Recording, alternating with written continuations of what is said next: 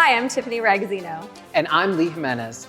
Today we're going to teach you everything you need to know about kettlebells before you start your workout. What to look for when you're purchasing a kettlebell, the different parts of a kettlebell, holds, proper form, injury prevention, and common mistakes. Before you can begin your kettlebell journey, let's talk about what to look for when purchasing a kettlebell.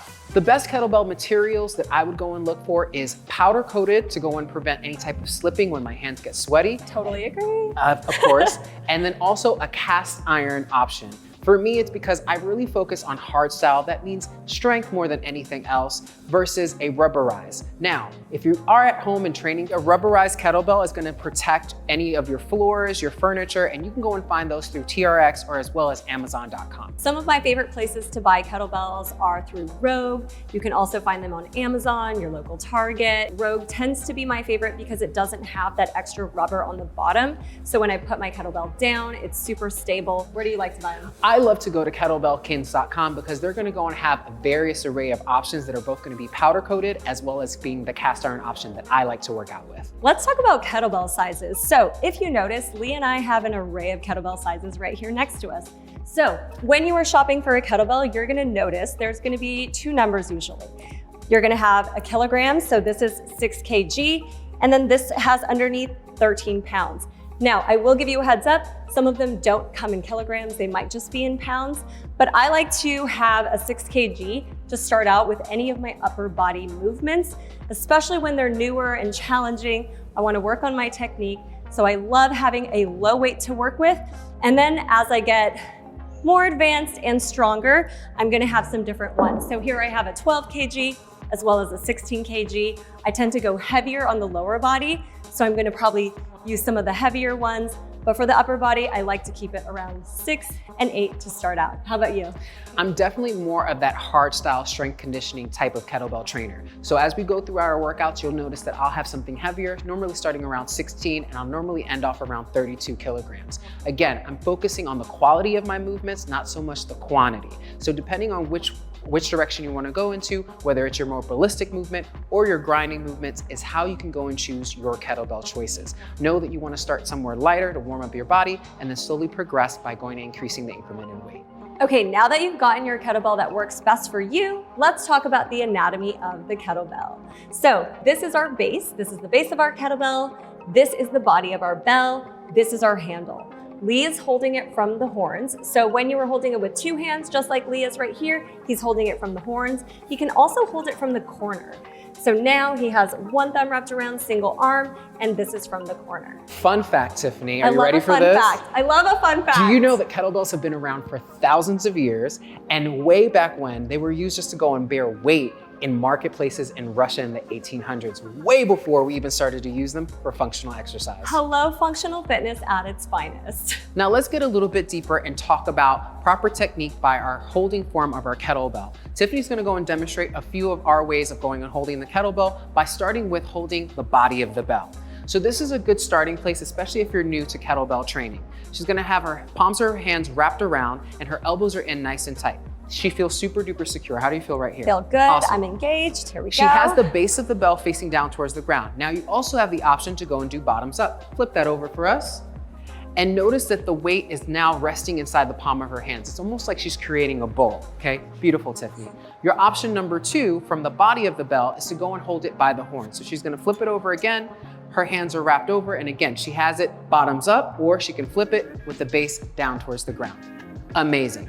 Now, your third option as you slowly start to go and progress with single-handed work, where she'll have the thumb coming underneath the corner of the bell, her elbows are in nice and tight. I also want you to notice that her wrist right now isn't going and popping out. She's keeping the wrist engaged nice and straight with her knuckles coming in towards her chin. This is gonna be the safest way to go and hold your kettlebell with a single-handed work. We now know how to go and hold our kettlebell, we understand the anatomy of our kettlebell, and let's take it even further to prevent injury with proper form. Tiffany, do you mind going and demonstrating a few stances? I got you. Beautiful. We're gonna start with our kettlebell stance. I want you to think that you wanna look down at your kettlebell and you wanna have about distance from your kettlebell that you're creating a triangle shape. So your kettlebell is gonna be the tip of the triangle, your feet are gonna be the base of that triangle, and then Tiffany's gonna hinge from her hips and keep a nice long spine. Her chin is parallel to her chest, her shoulders are down and back, and notice that she's protecting her cervical spine by looking down. Now, Tiffany, what's 2 things that you can go and do to go and show improper form? So one common thing I see is people looking up. So now I do not have a neutral neck right here. Another common thing I see is a rounded back. Those are 2 things that we want to stay away from the entire time in any of our kettlebell stances, okay? Now, she's already in the perfect position for a deadlift. So Tiffany, if you would demonstrate a deadlift, stand up nice and tall, and then hinging as she reaches for the ground. She wants to go and feel this in her glutes, her quads, and her hamstrings, and keeping the core engaged the entire time. One of the things that I see often in these deadlifts is people hyperextend by leaning all the way back. Tiffany, could you show that? We don't want that at all. You want to stand up nice and tall, engaging your core at the top rather than leaning back. Perfect. Thank you so much, Tiffany. The next thing that I want us to focus on is our kettlebell swing. So she's already standing up, and I want you to see what most people go and do with the kettlebell swing starting from this position. Go ahead for your swing. Right? It's flailing, it's not in control, you're not going engaging your hamstrings, your glutes, or even your core. Now, Tiffany, take it back down to your kettlebell stance. Shoulders are back, and now demonstrate the kettlebell swing from here. She's increasing her range of motion, and now she's hitting those 3 points that she should be feeling in her kettlebell swing. How do you feel right now? Feel good. I love that this is a total body movement. My core is super engaged, my glutes, my hamstrings, everything. Beautiful. Tiffany, if you would bring that kettlebell to your chest, and now we're gonna go and demonstrate our kettlebell squat, right? Her feet are right underneath her hips, her toes are slightly turned out so that she has more hip space, and now go for your range of motion in your squat.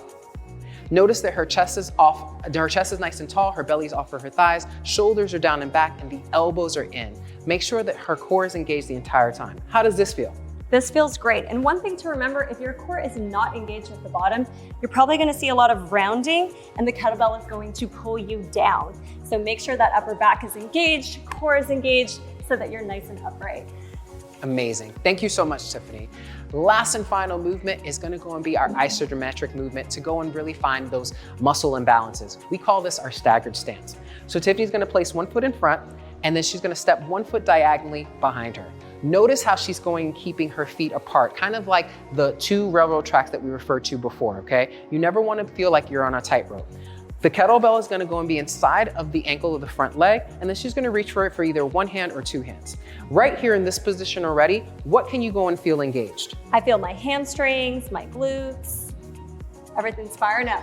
Beautiful. She's gonna stand up nice and tall, and then she's gonna hinge again. She's making sure that she's distributing weight not only through the front heel, but also through her back toes the entire time. This is a great way for you to go and improve any muscle imbalances and really strengthen, again, your quads, your hamstrings, and even your glutes.